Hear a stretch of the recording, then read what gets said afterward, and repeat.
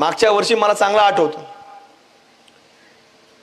आमच्या अहिल्यानगरमध्ये ते ईदगाह मैदान आहे, तिथं ईदच्या दिवशी सकाळची नमाज होती. एक असंच मध्ये उठलं. कोण उठलं? हा, आणि त्याने ते झेंडा काढला. ते टीव्हीवर दाखवत होते झेंडा काढला, तर ते आपल्याला काही झेंडा काही लक्षात नाही आला कोणता आहे. ते हिरवा असतं का लक्षात, पण ते लक्षातच नाही आला. ते गुन्हा पेपरला आलं, ते फिलिस्तीनचा होता. आता मला सांगा, तिकडं काय घडतं, यांना इथं झेंडा फडकवतात. आणि भारत देशामध्ये एवढ्या घटना घडतात, एवढे लोक आपले कधी दुष्काळात जातात, कधी पुरात जातात, कधी अतिवृष्टीमध्ये जातात, पण कधी कशाच तुम्हाला सांगतो यांना दुःख होत नाही. पण यांना जिथं यांचं म्हणजे मुस्लिम राष्ट्र आहेत, त्या राष्ट्रांमध्ये जर पर्टिक्युलरली जर काही घडलं, तर हे प्रखरतेने ती भूमिका रस्त्यावरून मांडण्याचं काम करतात. म्हणून आपल्या सुद्धा मंदिरांमध्ये ज्या ज्या वेळेला अशा काही घटना घडत असतील, तर आपण सगळ्या गोष्टी बाजूला ठेवून, जसं याला ईदमध्ये जर समजतं, रमजानच्या महिन्यामध्ये जर त्याला ईदगाह मैदानावर तो खिशात जर झेंडा घालून आणता असं दुसऱ्या देशाचा, पण आजपर्यंत मला आठवत नाही की ईदमध्ये कुणी तिरंगा झेंडा फडकवला. कुणी शिवाजी महाराजांच्या बाबतीमध्ये तर कुणी बोललंय. एक तर ते उर्दू भाषेत बोलतात.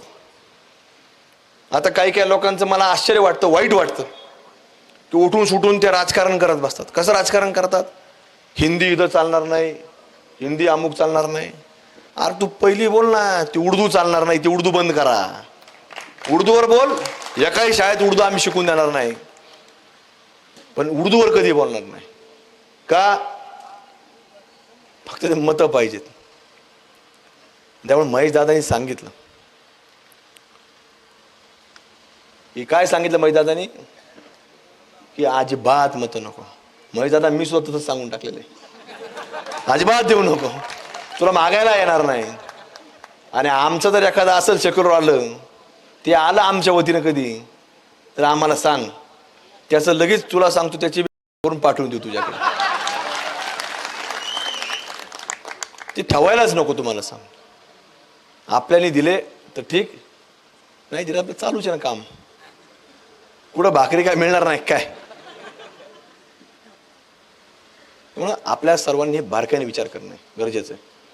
आज कुठली निवडणूक नाही, तुम्हाला सांगतो, हा निवडणुकीचा अजेंडा नाही. हे गांभीर्याने घ्या, विचाराने घ्या, आणि प्रत्येकाने त्याचं अवलोकन करा. फक्त ऐकू नका. सभेला गेलो, सोशल मीडियावर टाकलं, ह्याच्या पुरतं मर्यादित राहू नका.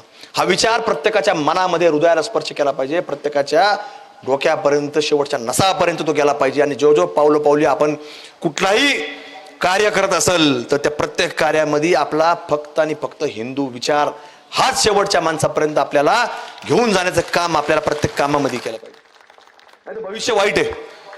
हे लोक 350 वर्षापूर्वी लढत होते, पण तरी देखील आजही आपल्याला त्याच विषयावर लढावं लागतं. मग याच्यावर तुम्ही गांभीर्य घ्या की किती भयानक परिस्थिती उद्याच्या काळामध्ये येणार आहे.